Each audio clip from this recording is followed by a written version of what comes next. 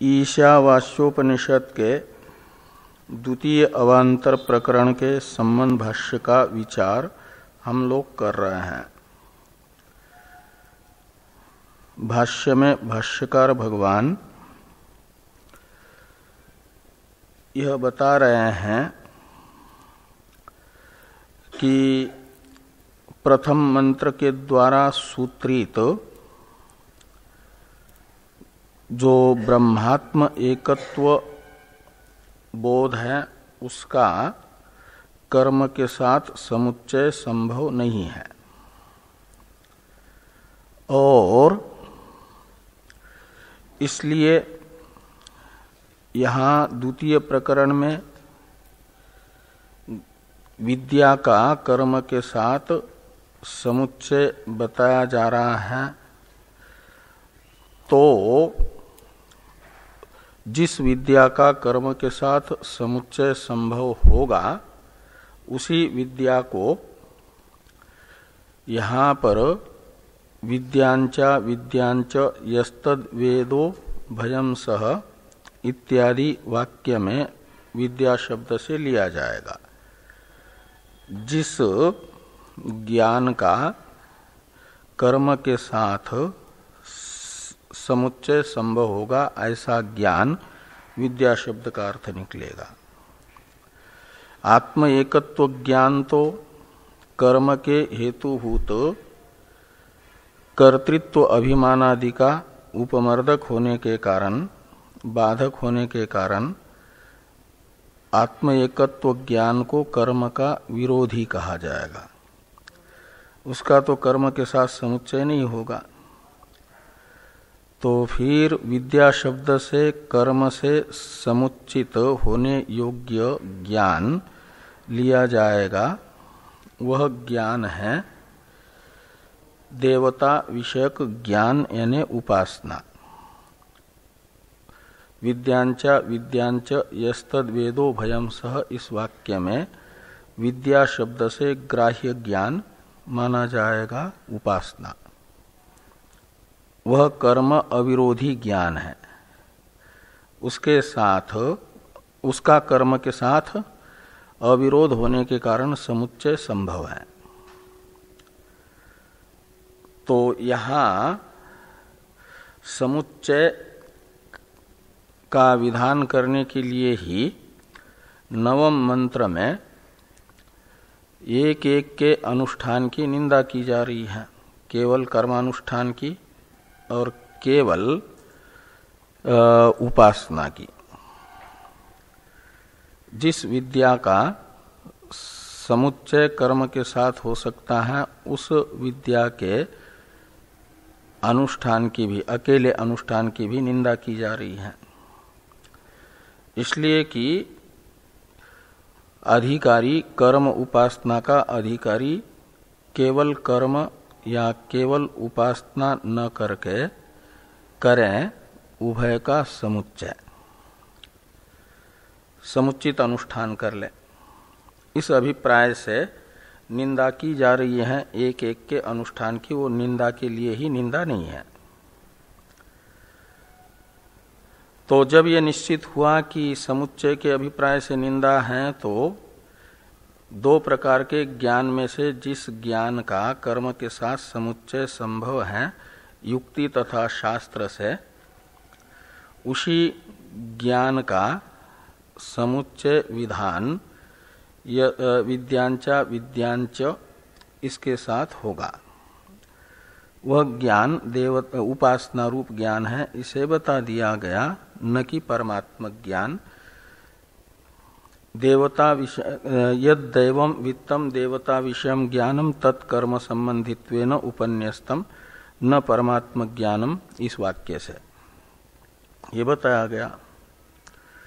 लेकिन जो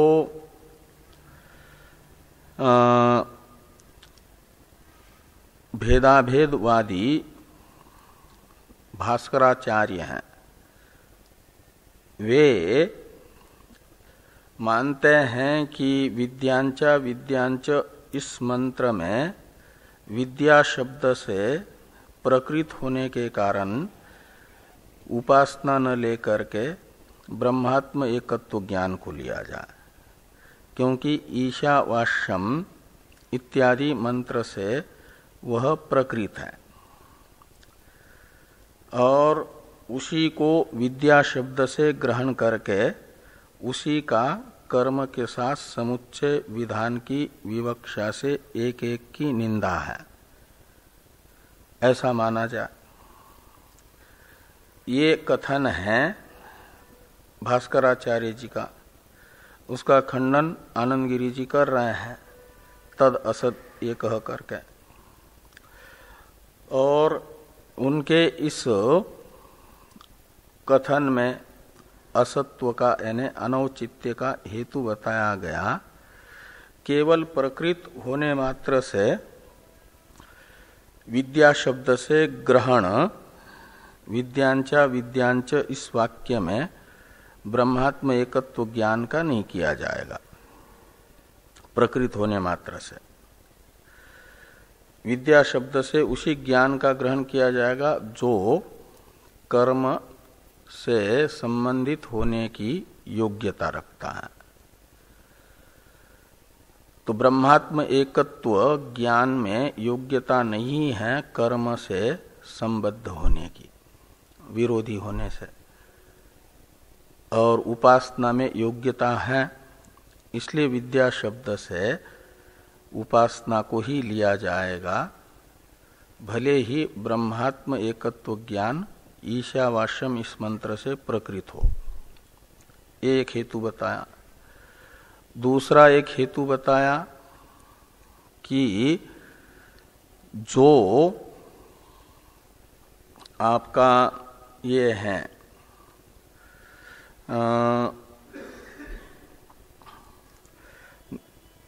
ब्रह्मात्म एकत्व ज्ञान है, यह व्यवहित काल फल वाला नहीं है, अपितु अपने उत्पत्ति के समकाल में ही समूल अध्यास की निवृत्ति रूप फल का संपादक है।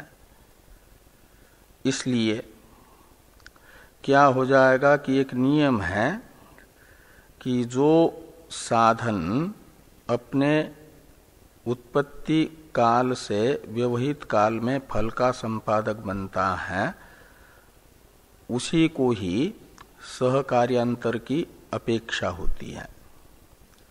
जैसे दर्श पूर्णमासादि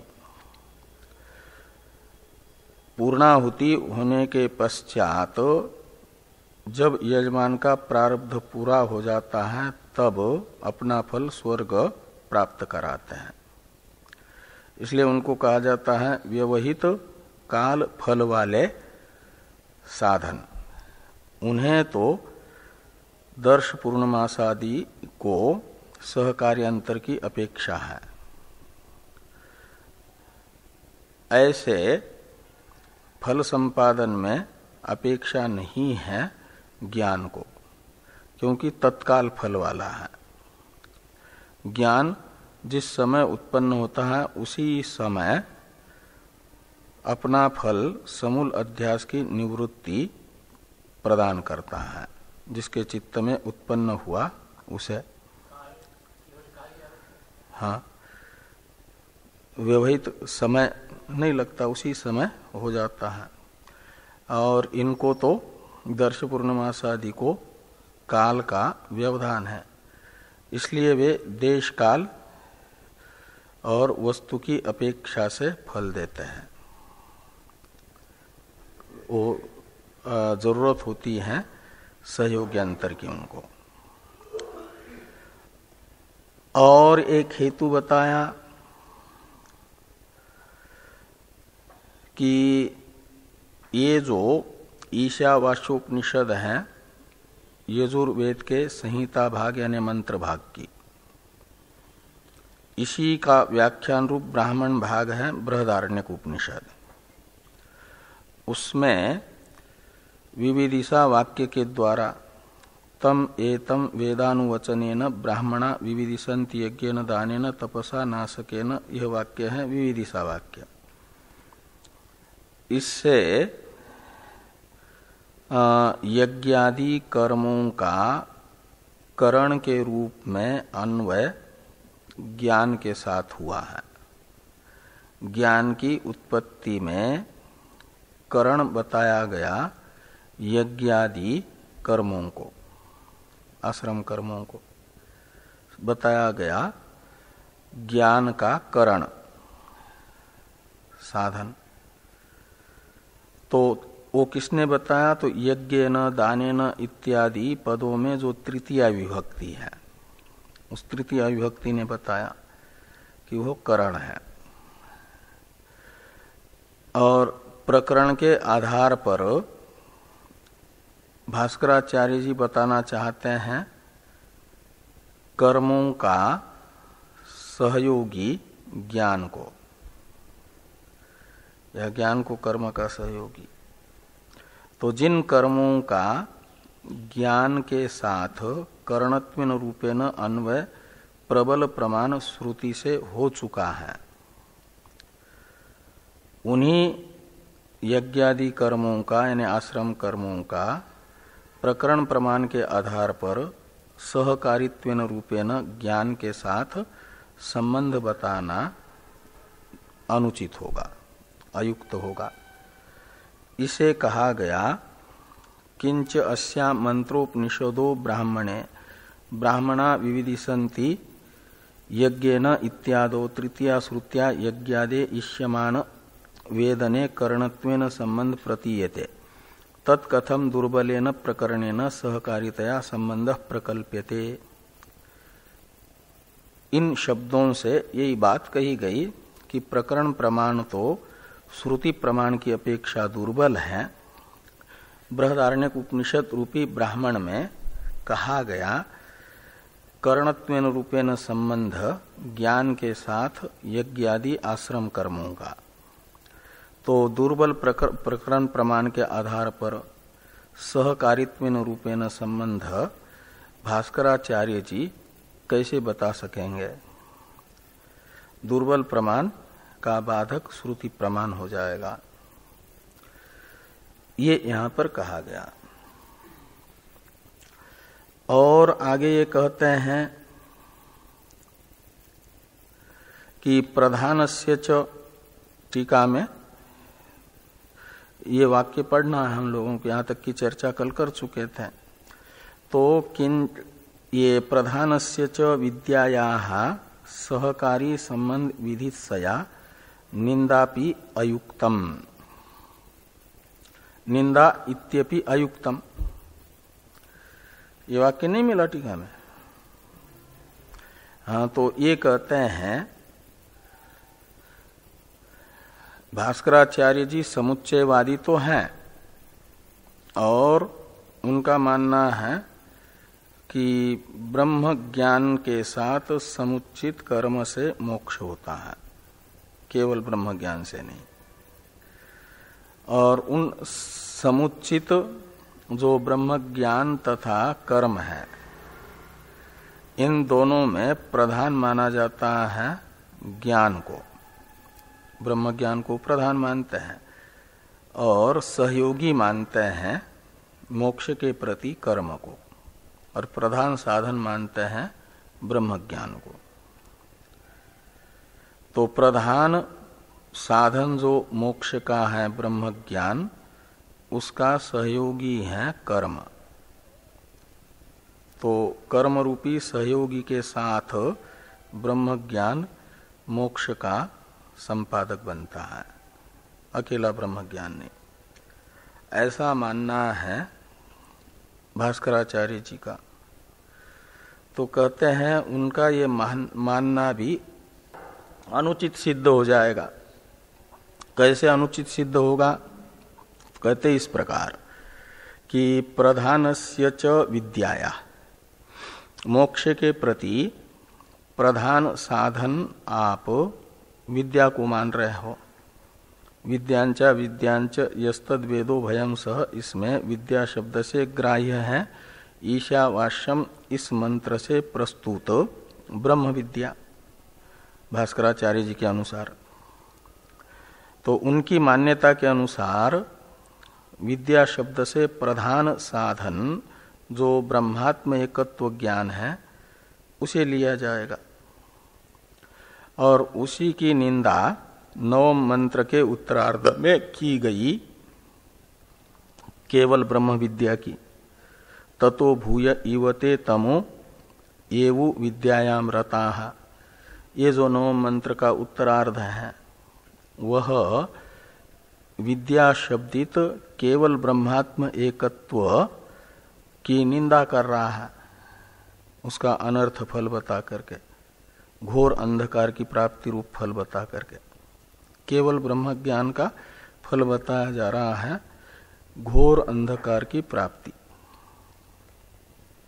ब्रह्मात्म एकत्व ज्ञान। यानी जिसके साथ समुच्चय करना है कर्म का, उसी की निंदा की जाएगी ना। तो विद्या शब्द से इस पूरे प्रकरण में भास्कराचार्य के अनुसार ईशावास्यम इस मंत्र से बताए गए ज्ञान को ही लिया जाएगा। तो ततो भूय इवते तमो येवु विद्यायाम रताः, इस वाक्य में भी विद्या शब्द से किसको लिया जाएगा? विद्यायाम इस सप्तम्यंत से ईशावास्यम से बताए गए ब्रह्मात्म एकत्व ज्ञान को ही। और उसका फल बताया जा रहा है घोर अंधकार की प्राप्ति, यानी अनर्थ का ही साधन उसे बताया जा रहा है।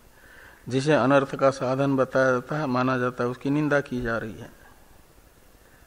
तो इस प्रकार ये प्रधान साधन जो मोक्ष का है ब्रह्मात्म एकत्व ज्ञान रूपा विद्या, उसकी निंदा की जा रही है नवम मंत्र के उत्तरार्ध में। किस अभिप्राय से निंदा की जा रही है भास्कराचार्य जी को पूछा जाएगा तो कहेंगे विद्या के साथ कर्म का संबंध विधान करने की इच्छा से, कर्म का संबंध बताने की इच्छा से। केवल ब्रह्म विद्या की निंदा है। केवल ब्रह्म विद्या तो अनर्थ को प्राप्त कराती है और कर्म सहकृत ब्रह्म विद्या मोक्ष दिलाती है, ऐसा बताना है। तो कर्म रूपी सहकारी का ब्रह्म विद्या के साथ संबंध बताने की इच्छा से केवल ब्रह्म विद्या की निंदा यहां मान रहे हैं। लेकिन ब्रह्म विद्या तो प्रधान साधन है और कर्म सहकारी साधन है।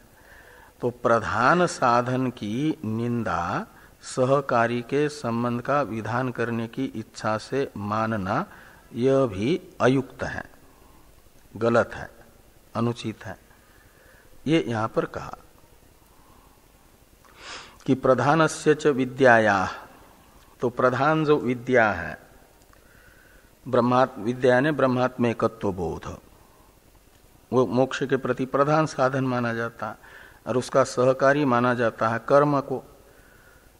और उस कर्म का विद्या के साथ संबंध बताने की इच्छा से जो केवल प्रधान विद्या की निंदा है वह अयुक्त है।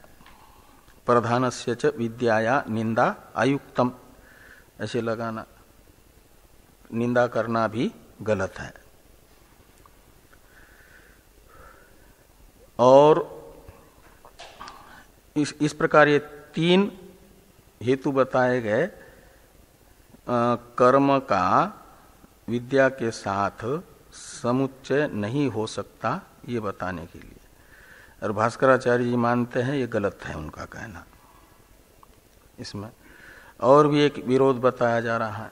अभी तक के तीन हेतुओं से तो श्रुति विरोध बताया गया, ठीक है, श्रुति और युक्ति का विरोध। अब ब्रह्म सूत्र का भी विरोध होगा।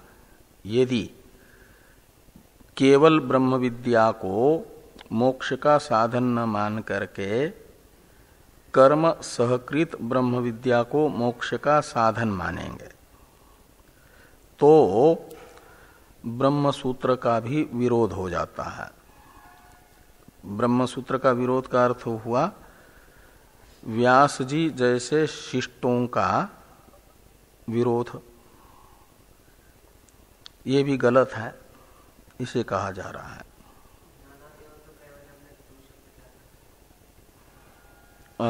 ज्ञानादेव तु कैवल्यम, तो इसमें तू शब्द ये बताता है कि कर्म का वैलक्षण्य ज्ञान में। हाँ, तू शब्द तो समुच्चय का खंडन करता ही है, ये एवकार व्यावर्तक है कि एवकार कैवल्य बता रहा है। अकेला ज्ञान ही कर्म का समुच्चायक है, क्या मोक्ष का साधन है। और तू शब्द क्या नाम, तू शब्द बता रहा है ये बाकियों का जो मत है, कर्म से मोक्ष या उपासना से मोक्ष, कर्म उपासना से मोक्ष या कर्म ज्ञान से मोक्ष, ये ठीक नहीं। एवकार व्यावर्तक यानी कर्मादि बाकी साधन तो सातिशय फल के साधन है, और ज्ञान में निरतिशय फल साधनत्व रूप वैलक्षण्य ये तू शब्द बता रहा है। अकेला ज्ञान ही निरतिशय मोक्ष का साधन है, यह ज्ञान में बाकी साधनों की अपेक्षा वैलक्षण्य है। बाकी जितने भी साधन हैं, केवल कर्म या केवल उपासना या कर्म इत्यादि समुच्चय, वो सब सातिशय फल के साधन है, ये तू शब्द बताएगा। साधनांतर का वैलक्षण्य, और वो जो साधनांतर से विलक्षण ब्रह्मात्म एकत्व ज्ञान है वही मोक्ष का साधन है। साधनांतर कोई भी जो ज्ञान से विलक्षण है वो मोक्ष का साधन नहीं है, ये बताएगा ये उकार। तो प्रधानस्य च विद्याया सहकारी संबंध विधित्सया निंदा इत्यपि अयुक्तम, ये भी गलत है। आगे कहते हैं कि अतएव च अग्नि इंधनादि अनपेक्षा इति सूत्र विरोधश्च विरोधश्च, यह पूर्ण विराम होने से चलेगा, है उसमें।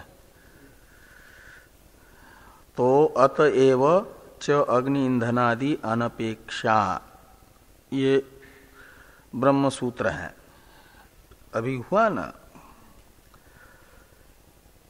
तृतीय अध्याय के चतुर्थ पाद में आता है।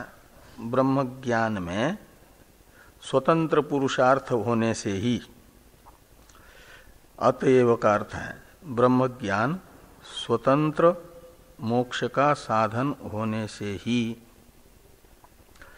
ब्रह्म ज्ञान को मोक्ष संपादन में अग्नि ईंधनादि शब्द से कहे जाने वाले आश्रम कर्मों की अपेक्षा नहीं है, ये सूत्रार्थ है। ब्रह्म ज्ञान अकेला ही मोक्ष का साधन होने से उसे मोक्ष संपादन में अग्नि ईंधनादि शब्द से कहे जाने वाले आश्रम कर्म की अपेक्षा नहीं है, ये बताने वाला जो ब्रह्म सूत्र है, ये कर्म का ब्रह्म ज्ञान के सहकारित्वेन रूपेण भी निषेध कर रहा है। मोक्ष संपादन में आश्रम कर्मों का ब्रह्म ज्ञान के साथ सहकारित्वेन रूपेण संबंध नहीं है, ये बता रहा है। और भास्कराचार्य जी कह रहे हैं कि मोक्ष के प्रति प्रधान साधन है ब्रह्म ज्ञान और सहयोगी है आश्रम कर्म।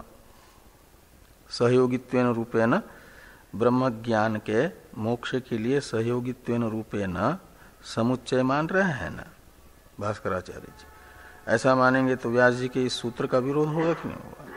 तो ये कहा कि अतएव च अग्नि ईंधनादि अनपेक्षा इति सूत्र विरोधश्च भास्कराचार्य मते, ऐसा लगाना।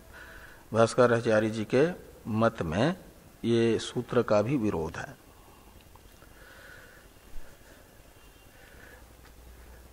तो यदि ये कहते हैं ये विरोध कब होगा?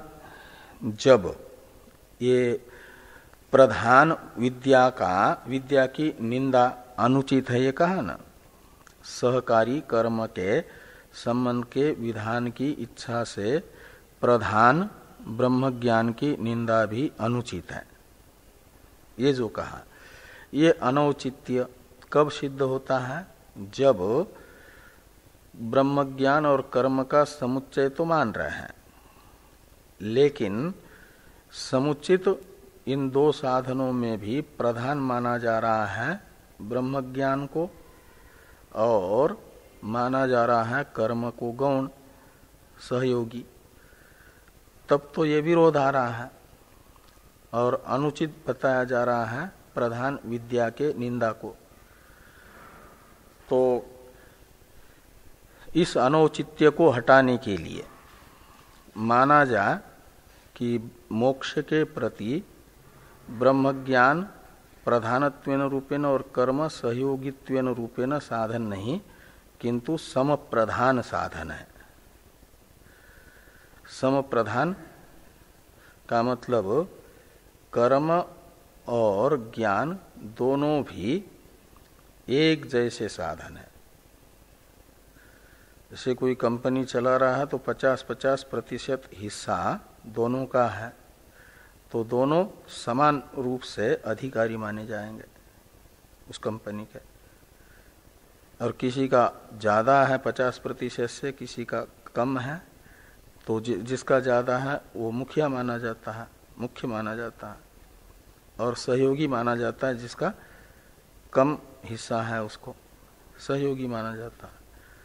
तो ऐसे कर्म को सहयोगी और ज्ञान को प्रधान मानेंगे तो प्रधान की निंदा करना अनुचित माना जाएगा। लेकिन ये माना जाए कि मोक्ष रूपी फल के संपादन में ब्रह्म ज्ञान और कर्म ये दोनों प्रधान तथा गौण भाव से साधन नहीं, दोनों भी सम भाव से समान रूप से मोक्ष के साधन है, ऐसा मानेंगे, तब तो केवल ब्रह्म ज्ञान की निंदा ततो भूय इवते तमो येवु विद्यायाम रताः इससे बन जाएगी, क्योंकि दूसरा जो ब्रह्म ज्ञान के तरह ही प्रधान साधन है उसका ब्रह्म ज्ञान के साथ समुच्चय करना है, तब तो ये अनौचित्य नहीं आएगा। ऐसा यदि भास्कराचार्य जी के अनुयायी कहेंगे या भास्कराचार्य स्वयं कहेंगे कि कर्म और ब्रह्म ज्ञान का प्रधान तथा गौण रूप से समुच्चय नहीं, सम प्रधान रूप से वो समुच्चय है, ऐसा हम मानते हैं। ऐसा यदि भास्कराचार्य जी कहना चाहेंगे तो उनके इस कथन का निषेध किया जा रहा है आगे वाले वाक्य से कि सम समुच्चयश्च परेणापि नेष्यते। इसमें परेणापि में पर इस सर्वनाम से लेना है भास्कराचार्य जी को, तो परेणापि का अर्थ निकलेगा भास्कराचार्यणापि। जो समुच्चयवादी भास्कराचार्य जी हैं उनके द्वारा भी सम समुच्चय यानी सम प्रधान भाव मोक्ष के प्रति ज्ञान तथा कर्म का अभिष्ट नहीं है, उन्हें भी अभिष्ट नहीं है। तो परेणापि सम समुच्चयश्च नेष्यते, यानी उनको भी ये अभिष्ट नहीं है सम समुच्चय, ये कहा गया। तो परेणापि सम समुच्चयश्च नेष्यते। आगे है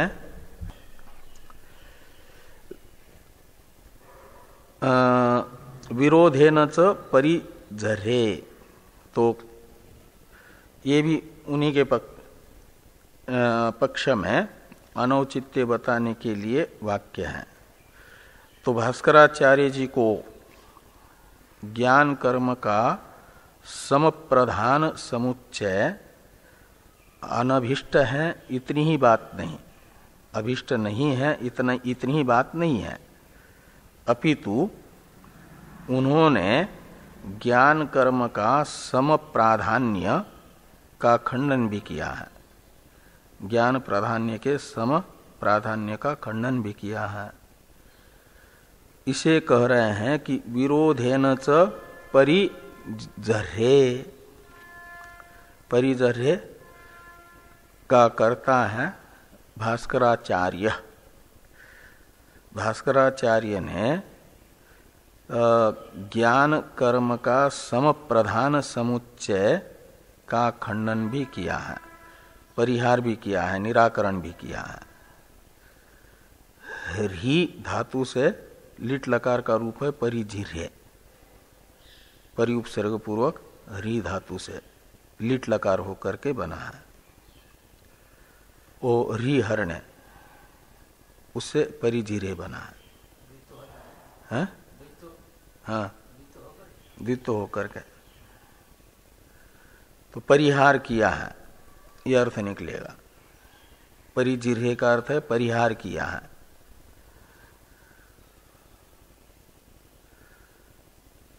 उन्होंने परिहार किया का मतलब निराकरण किया है। किसका? कर्म और ज्ञान के सम प्रधान समुच्चय का। एक मोक्ष के प्रति ज्ञान और कर्म सम प्रधान रूप से साधन है, इस बात का उन्होंने परिहार किया है, खंडन किया है। क्या बता करके? तो विरोध है न, यानी विरोध दिखा करके। यहां पर पूर्ण विराम होना चाहिए। वो जो निश्चयते के पास पूर्ण विराम है वो यहां होता तो और अच्छा। निश्चयते के पास तो अल्प विराम होने से चलेगा, हैं?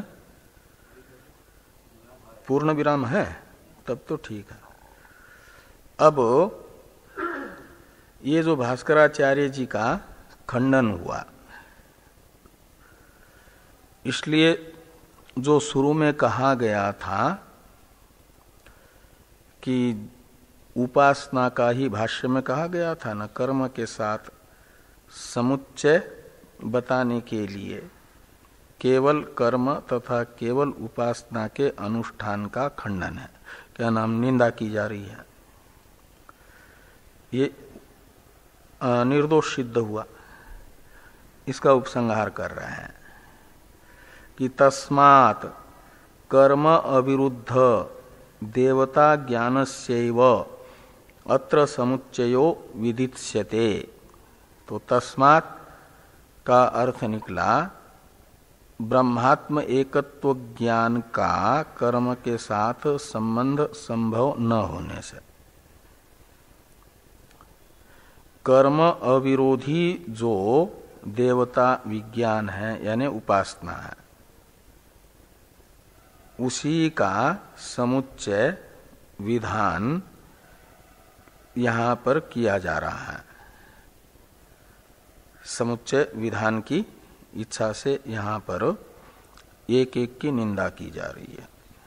ये हुआ कि तस्मात् कर्म अविरुद्ध देवता ज्ञानस्यैव अत्र समुच्चयो विधित्स्यते।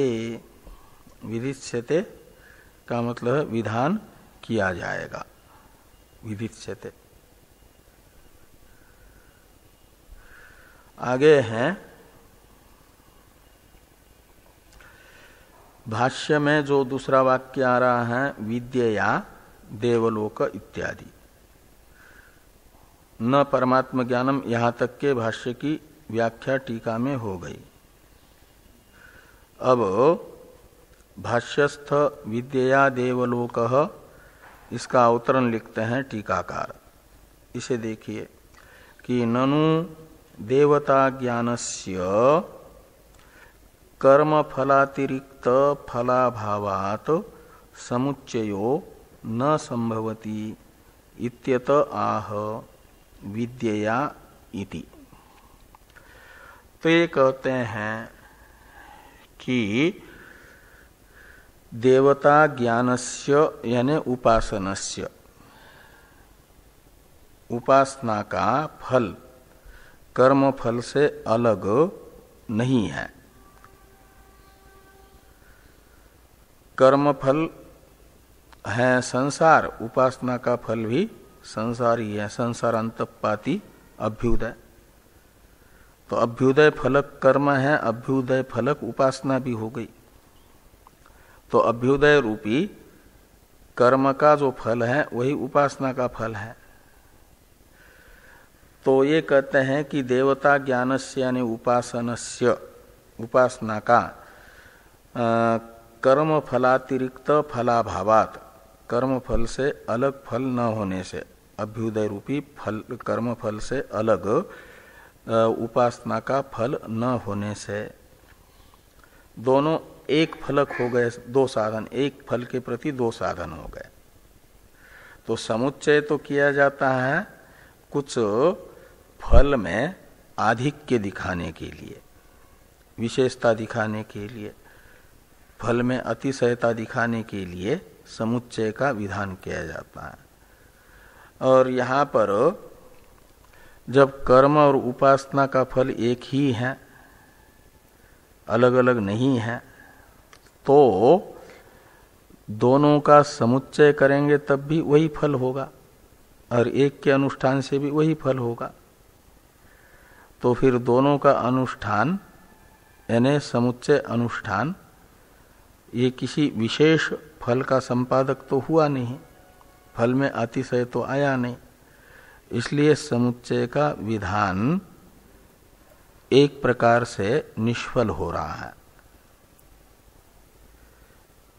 इसलिए अनुचित है समुच्चय विधान।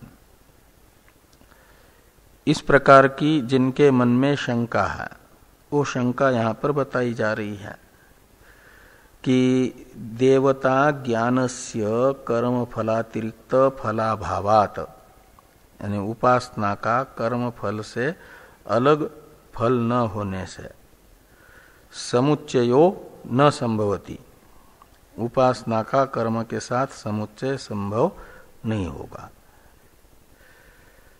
इति यानी ये शंका है, इति ननु यानी शंका है। कहते अत आह, इस प्रकार की शंका का निराकरण करने के लिए कर्म फल से अलग उपासना का फल बताया जा रहा है।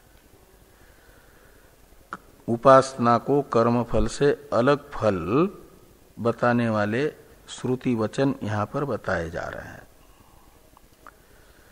कि विद्या देवलोक,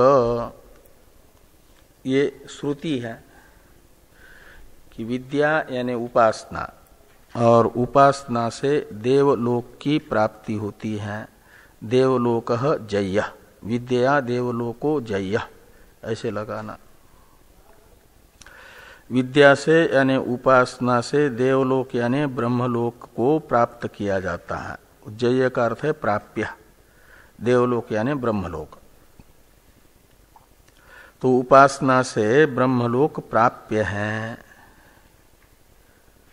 इति पृथक फल श्रवणात्, यानी कर्म फल से अलग, पृथक का अर्थ है फल, श्रुति उपासना का बता रही है।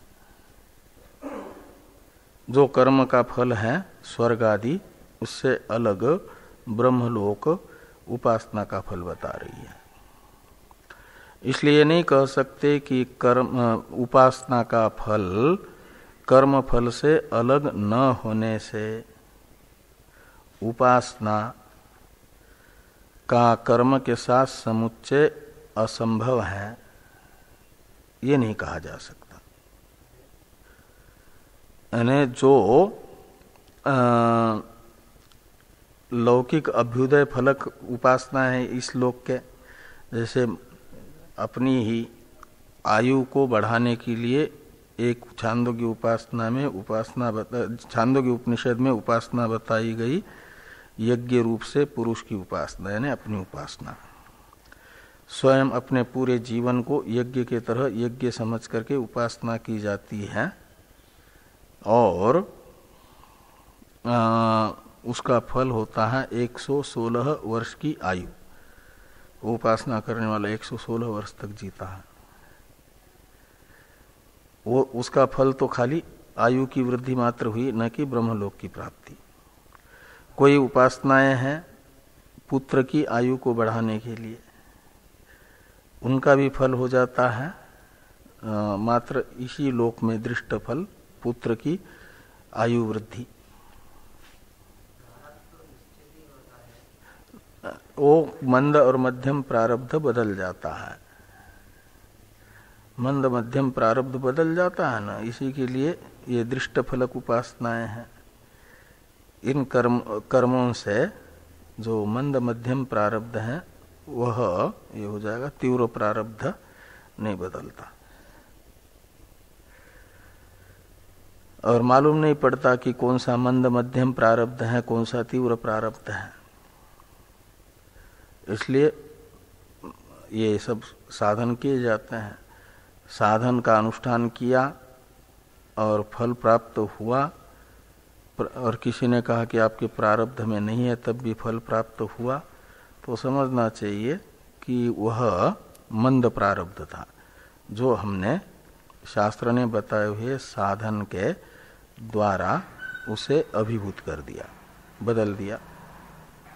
वो बदल गया प्रारब्ध, मंद मध्यम प्रारब्ध बदल जाता है, और तीव्र प्रारब्ध जो है वो नहीं बदलता। तो शास्त्र ने जैसा बताया ऐसा साधन किया लेकिन फल नहीं मिला, तो समझना चाहिए तीव्र प्रारब्ध था जिसका बदलना संभव नहीं था। इसलिए वो शास्त्र ने जैसा बताया था ऐसा साधन करने पर भी फल नहीं मिला, दृष्ट फल। तो ये जो उपनिषदों में ब्रह्मलोक प्राप्ति फलक उपासनाएं बताई हुई है, उन्हें माना जाता है ब्रह्मलोक की प्राप्ति, उनका फल। और कुछ है अंगावबद्ध उपासनाएं, उनका फल है कर्म फल में ही अतिशय, वो भी ब्रह्मलोक प्रापक नहीं है। और आपकी इस लोक की दृष्ट फलक उपासनाएं, वो भी ब्रह्मलोक प्रापक नहीं मानी जाएगी। बाकी जो उपासनाएं हैं ब्रह्मलोक प्राप्ति की साधन के रूप में बताई गई, उनको ब्रह्मलोक प्राप्ति फलक कहा जाएगा। तो विद्या देवलोक, यह श्रुति उपासना का ब्रह्मलोक से, ब्रह्मलोकात्मक कर्म फल से अलग फल बता रही है। इसलिए क्या होगा कि दोनों भी अलग अलग सफल साधन है। ब्रह्म ज्ञान का भी यानी वो उपासना का भी अलग फल है, कर्म का भी अलग फल है, और इन दो सफल साधनों का आपस में अंगांगी भाव नहीं होगा। तो क्या होगा फिर? समुच्चय होगा। समुच्चय अनुष्ठान करने से एक विशिष्ट फल हो जाएगा। वो कह रहे हैं कि तयोर ज्ञान कर्मणोर इह एक अनुष्ठान निंदा समुच्चिचिसया न निंदा परा एव एकैकस्य पृथक फल श्रवणात्। तो तयोहो ज्ञान कर्मणो, ये जो दो साधन हैं, ज्ञान यानी उपासना और कर्म, अविद्या शब्द से बताया गया कर्म, विद्या शब्द से बताई गई उपासना, इन दोनों के स्वतंत्र अनुष्ठान की, एक एक के अनुष्ठान की निंदा यह यानी नवम मंत्र में की जा रही है। इस प्रकरण के उपक्रम में जो नवम मंत्र आ रहा है, वहाँ केवल कर्म के अनुष्ठान की निंदा और केवल उपासना के अनुष्ठान की निंदा की जा रही है। उस निंदा का क्या अभिप्राय है? तो कहते हैं समुच्चिचिसया। समुच्चिचिसया का अर्थ है समुच्चय का विधान करने की इच्छा से, अभिप्राय से। केवल कर्म न करे या केवल उपासना न करे, इस अभिप्राय से एक एक की एक एक के अनुष्ठान की निंदा नहीं है, अपितु समुचित अनुष्ठान करें, इस अभिप्राय से एक एक के अनुष्ठान की निंदा की जा रही है। ये यहाँ पर कहा कि तयोर ज्ञान कर्मणो इह एक एक अनुष्ठान निंदा समुच्चितया क्रियते, ऐसा लगाना, न निंदा परा एवं। एक समुच्चय का विधान करने की इच्छा से की जा रही है एक एक के अनुष्ठान की निंदा। निंदा परा ही निंदा नहीं है। निंदा परा निंदा मानी जाती है जिसकी निंदा परक निंदा होती है तो फिर उस साधन का त्याग किया जाता है, वहां से हटाया जाता है, वो निषेध्य होता है। जिस साधन का शास्त्र निषेध करता है उसकी निंदा निंदा परक मानी जाती है। निंदा का तात्पर्य निंदा में ही है, और वो निंदा की जाती है जिस साधन की निंदा की जा रही है उस साधन में अधिकारी प्रवृत्त न हो, इसके लिए। ऐसे यहाँ केवल कर्मानुष्ठान में या केवल उपासना में साधक प्रवृत्त न हो, इस अभिप्राय से निंदा नहीं है। लेकिन निंदा का अभिप्राय है दोनों का समुच्चय अनुष्ठान करें। समुच्चय अनुष्ठान में प्रवृत्ति के लिए निंदा की जा रही है। कहा ये कैसे आपको ज्ञात हुआ? तो कहते इसलिए कि एकैकस्य पृथक फल श्रवणात्। तो एक एक का अर्थ है केवल कर्मानुष्ठान और केवल उपासना के अनुष्ठान का भी अलग अलग फल श्रवण होने से। श्रुति दोनों का भी स्वतंत्र अनुष्ठान सफल है करके बता रही है। केवल अनुष्ठान, केवल कर्म का अनुष्ठान भी फलवान है, कर्मणा पितृलोक करके स्वर्गलोक की प्राप्ति बताया जा रहा है फल, और केवल उपासना का भी फल बताया जा रहा है ब्रह्मलोक की प्राप्ति। इसलिए केवल उपासना का अनुष्ठान भी, केवल कर्म का अनुष्ठान भी शास्त्र सफल बता रहा है। तो शास्त्र जिसे सफल साधन बताता है उसकी निंदा वो उस साधन के त्याग की इच्छा से नहीं हो सकती, उससे व्यावृत्त करने के लिए नहीं हो सकती। अपितु अभिप्राय होगा कि उन दोनों सफल साधनों का एक साथ अनुष्ठान करें, इसके लिए निंदा होगी। ये यहाँ पर कहा कि तयोर ज्ञान कर्मणोर इह एक एक अनुष्ठान निंदा समुच्चितिसया न निंदा परा एव एकैकस्य पृथक फल श्रवणात्। एक एक का अलग अलग फल श्रवण होने से केवल उपासना का अनुष्ठान भी सफल है, केवल कर्म का अनुष्ठान भी सफल है, तब भी उन सफल अनुष्ठान की निंदा की जा रही है का अर्थ है दोनों का समुच्चय अनुष्ठान। दोनों स्वतंत्र सफल है, केवल उपासना का अनुष्ठान भी, केवल कर्म का अनुष्ठान भी। इसके ज्ञापक वाक्य बताए जा रहे हैं आगे। विद्या तद आरोहंति